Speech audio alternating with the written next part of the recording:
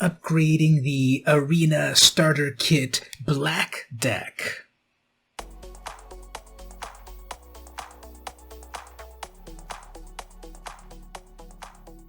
Hey everyone, it's VM Campos, Magic fan, Magic Arena fan, of course. I picked up the Arena Starter Kit. These are some very cool decks to get started off playing with Arena. They're very cool, but they need upgrades, of course. So I'm going to upgrade in this video the black deck here, the Vito powered deck. I'm going to upgrade it for Brawl, because Brawl is a very fun way to play. It's a singleton format. You don't need a lot of different cards, multiples of the cards I mean. You just need one of each, and you can play people and have fun and play with some Brawl. So that's what this deck upgrade is going to be all about. It's also going to be a budget upgrade, so it's going to be commons and uncommons in this upgrade. I have the pricey upgrade with rares and mythics on Patreon. Head on over to my Patreon, patreon.com/vmcampos. You can access that, plus a bunch of other upgrades for $1. $1 gives you access to all of those upgrades month after month, so come over to the Patreon and grab that. Or enjoy the free version right here with a budget upgrade. Alright, so I'm switching over here to Arena. Oh, would you look at that, yet another victory with this deck. My opponent was playing Alorus of the Dream Den. They were bringing stuff back from the graveyard. It was getting out of shenanigans. It was getting out of hand with a lot of shenanigans, but I had my cool stuff on the battlefield, which of course I'm going to break down the deck, so you'll be able to also trounce your opponent. So I'll leave the match, claim my rewards, and go to my decks. Now once again, I have two versions of this. Now I've got the starter kit without any changes, and then I've got the one I'm going to show you in this video, which is the budget upgrade with commons and uncommons. And then I've got right there the big money upgrade version. I want to open it, but I can't because you gotta go over to the Patreon, patreon.com/vmcampos. For $1, you get access to this, plus all the other dozens of upgrades that I've got there. $1, come on, it's totally worth it. Anyway, let's do the uncommon and the common budget upgrade. Alright, so in this budget upgrade, we're keeping with commons and uncommons, and we're going to do this Brawl deck with, of course, Vito as the Brawlmander of the deck. It's the one that's in charge of the whole deck. Now, I like to play Brawl just like Commander in terms of the true way to play Brawl and Commander is by creating a resonant experience. It's not about getting like the most overhyped, overpowered cards in this deck. That is for a more of a competitive aspect. Brawl and Commander are not designed to be competitive. There's CEDH. Go off in that corner and play CEDH. We're going to play some Brawl here with a little bit more of a fun aspect of it all. If we all agree that we want to play for fun, this will be fun. But if we're playing opponents that are trying to be too competitive, then it's not fun. So always talk with the people that you're going to play with. That's Rule 0. That's the big idea with Rule 0. What I also like to do when I build Brawl decks or Commander decks is really go in with the theme. So especially with a Commander here, it really guides you. This Commander, Vito, is all about when you gain life, the opponent loses life. So as much as possible, I'm going to put in cards in here that synergize with the Brawlmander, as I would also do in Commander. Cards that synergize. That means I'm not going to put in cards as a sort of auto-include just because they're an amazing card. Like, okay, Solemn Simulacrum lets you go draw a card, but it's not synergizing with this Commander here, this Brawlmander. It doesn't have anything to do with life gain or life loss. So think about that when you design your Brawl deck. Since it's not a competitive format, design them in this fun way, this on-topic or a tribal way, synergizing with your Commander. You pay 5, then your whole squad gets lifelink, and then of course more shenanigans happen. So I'm going to be focused on things that gain you life. I'm going to keep all of the lands that were given here. There were 26 lands. Oftentimes in these sorts of starter products, you get a few too many lands. 25 or 26. You actually want 26 lands as a starting point in a Brawl deck. You want more lands than you think that you need compared to a standard or historic type of deck. You want to be able to draw into more lands to do more stuff. So 26 lands we keep. We also want mana rocks. These are artifacts that give you mana to accelerate you past your opponent, and to be able to recast your commander, your Brawlmander, over and over. So, Arcane Signet, of course, we need this in the deck. 2 mana gives you 1 color of mana in your commander's identity. So, best case scenario is on turn 2 you play the Signet here. You're getting faster, more mana based compared to your opponent to bring out your bigger things faster and then to recast your commander. So that one's in the deck. Then we're going to the Altar of the Pantheon. 3 mana, it increases your devotion to your color, plus tap it to add a color, mana of any color that you want. If you've got a god, demigod, or legendary enchantment, you gain 1 life, and there's at least 1 demigod in here to gain you some life. And again, a little bit of life gain, synergizing over with Vito, plus a mana rock on turn 3. Heraldic Banner, another 3rd turn mana rock. Pay 3, choose a color, black obviously. All your creatures gain +1. So even the 1/1 that I've got in here becomes a 2/1 because of the banner, and then it gives you 1 mana of that color, black. And the last mana rock is the Spinning Wheel. 3 mana, tap it to add 1 mana of any color, or later on pay 5 and you tap a creature. So they've got a big old threat going to come at you. Nope, before they attack you pay 5 and tap it out. You spin it up in the Spinning Wheel. Those are the mana rocks. Now I want to bring to your attention here an amazing 2-card combo that was in this deck that you just need 1 more card to make it. What was built into the deck was Peer into the Abyss. 7 mana, sorcery, target player draws cards equal to half the number of cards in their library. They lose half their life, round up each time. So this is cool to use on yourself because in Brawl we have more life to work with. We're going to be gaining life as well, so we're going to lose half our life, but we're going to gain more life, and we're going to gain half of our library. Amazing. But here is the 2-card kill combo. Shout out to Saffron Olive, probably better known as Seth. I got this from one of his deck techs. This is the other card that you need here. You need the classic Underworld Dreams. This card's been around in Magic for like 25 years. Recently reprinted. 3 mana, enchantment. Whenever an opponent draws a card, Underworld Dreams deals 1 damage to that player.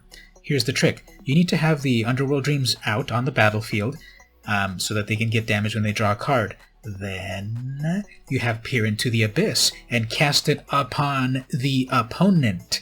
Notice target player. You're usually going to target yourself to gain cards, but if you've got the Underworld Dreams out, you play Peer into the Abyss, they lose half their life, and then they draw cards. They're going to draw whatever, 20 cards. They're going to take 20 damage at least from that Dreams out. They're going to ping them and ping them and ping them down to 0. It's amazing when you pull this off because the opponent thinks, wow, great, you're giving me free cards. Oh, I'm going to get milled out. No, you're not going to get milled out. You're going to get pinged out because of the Underworld Dreams plus the Peer into the Abyss. This was already in the deck, and what you needed to add to it then is an Underworld Dreams. Okay, let's talk about some creatures. I kept all of the creatures built into the deck, although that can be upgraded, and again, that's in the $1 video. So go check out that one if you want, but I kept all of the original creatures. What I've added were things such as the Archfiend's Vessel, 1 black mana, 1/1 lifelink. Again, I want to synergize more with my Brawlmander, which cares about gaining life. So a 1/1 on turn 1, or the Serrated Scorpion, which is kept into the deck. If it dies, you gain 2 life. So when Vito's out, you gain a little bit of life from its lifelink, and then you damage them more. Cauldron Familiar, banned in Standard, Traditional Standard, at Singleton, but not in Brawl. When it enters the battlefield, you gain 1 life, they lose 1 life, they lose 2 life because if you got Vito out. Now, I was not as cruel as putting in the Witch's Oven to do that combo that everyone hates. If you want to go that route, I won't stop you, but that's a pretty mean combo. Witch's Oven plus Cauldron Familiar plus Vito, opponent auto-concedes. It's starting to get towards a little bit more of the uber-competitive aspect of things, the CEDH version of things, and again, not legal in many of these formats because it's a little bit too powerful, but you do you. Going over here, we've got the Boot Nipper, 2 mana, 2/1, choose either Lifelink or Death Touch. Of course, you decide what you need. If they've got a huge creature coming at you, you should have picked Death Touch to take it out. If you've got Vito out, you've got the lifelink option, you gain more life, they lose life. Keeping the Fetid Imp, 1/2 flyer, it also gains Death Touch.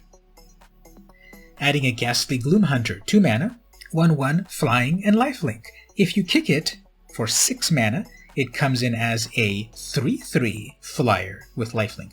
You're probably going to usually cast this as the 1/1 early on, but as the game goes on and as you've built your mana reserves with all of these mana rocks and such, you should be able to cast that pretty well. Smitten Swordmaster, 2 mana for a 2/1 lifelink. If you have any other knights on the battlefield, they lose life. You gain the life. More Vito synergy. Walking Corpse, keep it in there. It is, however, one of the cards I would definitely remove. Think about removing to add more lifelink types of creatures. This one's a great card. Timuret, Chosen from Death. 2 black mana, 2X, and then X is the devotion. So it's going to be a 2/2 if you summon it on turn 2. If you put out one of your 1/1s over here, your 1 casting cost, 1 drops, this will actually be a 2/3 or more. And with Vito again. So more black creatures, more stronger, Timuret. Then you pay 2 mana, exile up to 2 target cards from any graveyard, and then you gain 1 life for each creature exiled that way. Once again, more synergy with Vito to gain that life, drain it from them, to wipe out their graveyard shenanigans as well. Gloom Pangolin, 3 mana, 1/5. It's just a big old blocker. It's got a big butt, as we say in Magic. It's a 1/5, absorbs 5 damage. Rotting Blight Priest, this one's pretty cool. 3 mana, 3/2. Whenever you gain life, each opponent loses life. So you're going to double the life and draining shenanigans if you've got Vito and the Blight Priest and your other lifelink creatures out there. They're going to get drained out so fast of life, and your life is going to go to the stratosphere. I added a Grimdancer. It's a 3/3 for 3. Amazing. And then when it enters, pick 2 counters from either Menace, Death Touch, or Lifelink. So oftentimes you're going to be putting in Lifelink definitely, then depending on the rest of the board state, Death Touch or Menace. Put Menace and Lifelink, you're always going in to do that damage, gain more life, Vito does his thing. Keeping the Lost Legion, it's a 2/3 for 3. When it enters you scry 2, knowing the future is always better, because then you can plan versus your opponent. Skeleton Archer, keeping that in here. This is one of the few cards that exist in Magic that the name of the card is exactly the same as the type line. Skeleton Archer is a creature, Skeleton Archer. It's a 3/3. When it enters, it deals 1 damage to any target, to one of their little 1/1 creatures. Bye-bye, Mana Dork. 1 damage to finish off the opponent, 1 damage to do to their Planeswalker. Blood Glutton, the 4/3 with lifelink, big ol' attacking power, gain a lot of life. Sign of the Swarm, 5 mana, 3/3 with flying. Whenever you gain life, you put a +1 on this. This can get really big really fast with a lot of life gain action happening. Underworld Sentinel, keeping this one, 5 mana, 4/5. Whenever the Sentinel attacks, exile target creature card from your graveyard. When this dies, return them back to the battlefield. So it kind of stores your creatures in the graveyard, and when this dies, it brings all those creatures back from the graveyard. Pretty fun. Goremand, 6 mana, 5/5, flying and trample. It's going to do a lot of damage in the air, and if they've only got like a 1/1 blocker, it gets through. As an additional cost, however, to cast this, sacrifice a creature. So sacrifice one of your little 1/1s or whatever. Maybe even your commander, because again, by the time you get enough mana for the Goremand, you should be able to bring back your commander with all the mana that you've got. When it enters, the opponent then sacrifices a creature. So you get a big old 5/5, they sacrifice 1 creature, maybe less resistance for you. And then finally the Demon of Loathing, which came with the deck, 7 mana, 7/7, flying and trample, or flample as we call it. Whenever Demon of Loathing deals combat damage to a player, that player sacrifices a creature. So that little bit, even 1 damage that gets through, is enough for that to trigger for them to sacrifice a creature. Excellent. Lastly, let's not forget Grey Merchant of Asphodel. It's a 2/4 for 5 mana. When it enters the battlefield, each opponent loses X life, where X is your devotion to black. You gain life equal to the life lost this way. I've won a few games where I've just been building up my board state with a lot of black creatures, and finally drop a Grey Merchant. They lose a ton of life because of the Grey Merchant's ability. Vito's on the battlefield, the final bit of damage goes through, and the opponent is left agog. I had 20 life!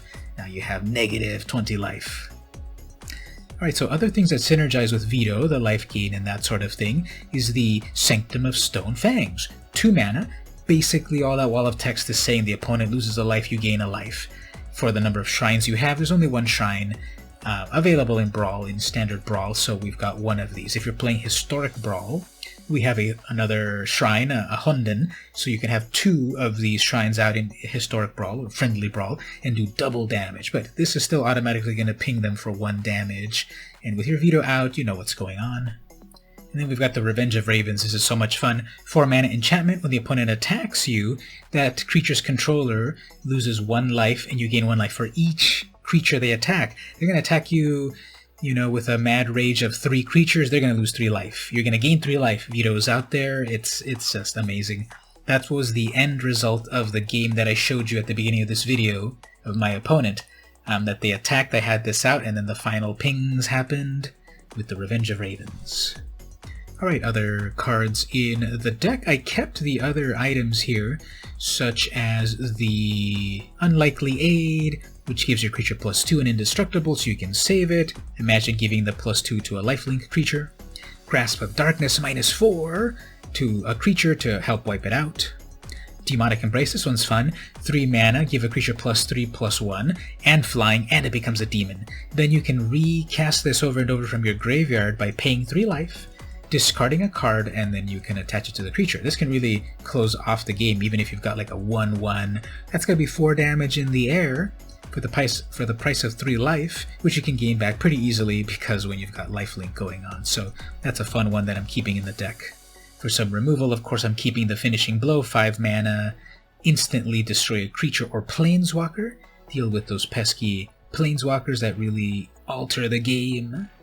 And lastly, I added the Feed the Swarm. 2 mana, sorcery, destroy a creature or enchantment. So if the opponent has an enchantment that's getting a little tricky to handle, play this and you destroy that enchantment. You just then lose a little bit of life, which you can get back pretty easily in this synergistic deck.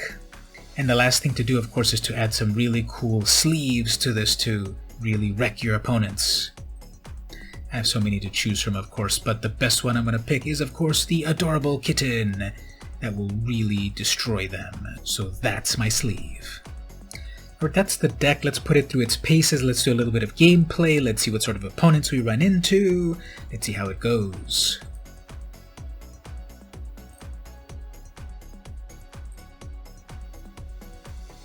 So let's see what types of opponents we get. I've been able to battle opponents. I played a mono-blue Teferi Time Raveler deck that I was able to still beat, even though they had a million counter spells, because I was able to summon my creatures, my smaller creatures. I was kind of doing 4 and 5 damage at a time, even though I couldn't summon my big things.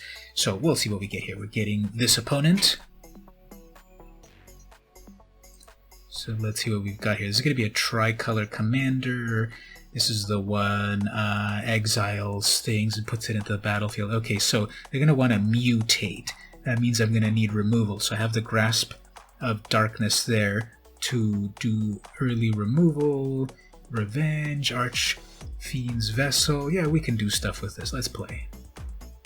Now, of course, you want to be cordial to your opponent and tell them that a new dawn, a new adventure. Ooh, Ruin Crab, turn 1. Okay, so I will have so much fun in killing that as soon as I can, but we'll give them 1 chance to drop their land and then mill us a little bit, but we've got the removal for it, so we can handle it. In the meantime, I'm going to stroke my Black Lotus. Ah, look at how it reacts.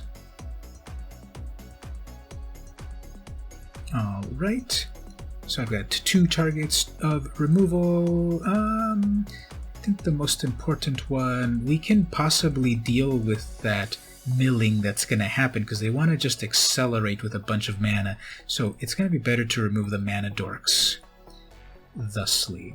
And then we'll do some damage, gain some life, make them feel like, oh, I'll never be able to beat them with so much life. So let's see if they drop a fetch land. Okay, no fetch land. That would have been double damage off of that. Alright, that's another mana dork, so they're definitely trying to get into big mana dork territory. We'll bring out our Brawlmander. If they attack, we've got a blocker, and then they'll get damaged. But they're definitely trying to get the mana ramp as soon as possible to ramp into their Brawlmander, which they're not there yet. Okay, double Ruin Crab off of that, that's fine. It's going to be Turbo Mill, that's going to be 6 mil at once. Okay, so this might be a little bit tricky to to get past. So we'll put that in there. They don't have any good blockers, so we're gonna have to brute force them. They didn't miss any land drops, so they're right on track. They're gonna be able to Illuna right now, I think, which will be very bad. But if we get some of our removal, we'll be able to handle it. Let's see actually what we've gotten milled so far. So there's a lot of good stuff. Well, not horrific. Skewed Swarm, okay, we're in trouble. And that's simply a land. Okay, so what do we want to do here? They can double block. I think it might be better to take a few things from the graveyard. Also my graveyard, just for the life of it. I won't be able to really retrieve much. Got some damage happening there, and then a blocker. So they're waiting for their final mana to do a lot of shenanigans, or if they get a fetch land, that Skewed Swarm's gonna do stuff. So let's see what they top deck over here. What would be helpful in the deck also is a mass removal of creatures. That is a rare card, for example, Extinction Event. Oh, that's not good either. So anyway, Extinction Event is necessary, and that's a rare. So that's one of the things, spoiler alert, in the... Okay, so here's what we're going to need to do. We're going to need to go in with some air damage. So let's do some 5 damage in the air, plus also eat stuff in the graveyard. My own graveyard, because I need creatures to gain life.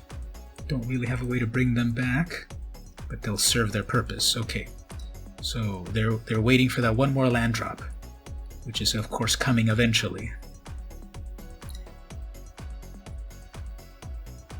Cloud Piercer doesn't do much for them there. That's fine. Draw a card. They're still waiting for that. Okay, there's that card. They're gonna Skewed Swarm. That's fine. Lots of mill. We're down to 28 cards. We'll be okay. If they attack with that 5/6. Alright, Skeleton Archer. So here's what we need to do. They're gonna block that. That's fine.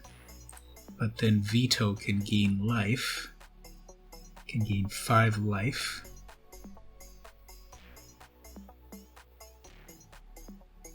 Fine, that's gonna die. They're gonna lose life. They're gonna lose 2 life off of that. They're going to single block that. I'm gonna pay to give everything life. Thusly. So we still have all of that life happening.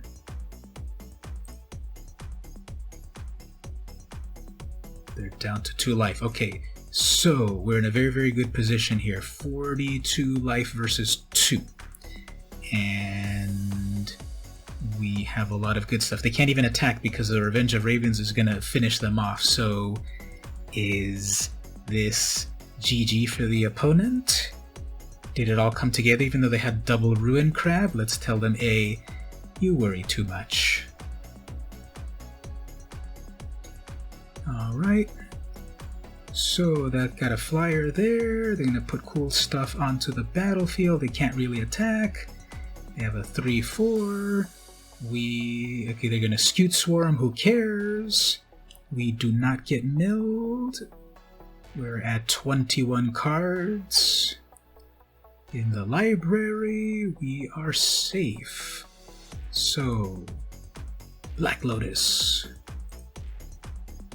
And, yeah, we got a good game. So they're gonna do the From Hell's Heart I stab at the... Not gonna lie, I was worried about this one. It wasn't a turn 1, but, you know, early turn Ruin Crab is always annoying. Double Ruin Crab is triple annoying. That was 6 millings happening. What else did we have to worry about? We had the Mirror Shield that was giving things hexproof. They had some X-Man acceleration that I took out pretty well. Skewed Swarm, I'm worried about that, but I got the Revenge of Raven. That was the perfect card for their go wide strategy. I ended up with 43 life. They got their huge Brawl Mander, which I'm totally scared of. But our deck came together, even though we lost so much stuff from that milling, and I still had 21 cards in hand. So yeah, that's an example of how to play this deck. And so that's the deck upgrade. That's the budget upgrade to the starter deck, turning it into a Brawl deck, making it fun, synergistic. Get the full deck list down there for free in the description.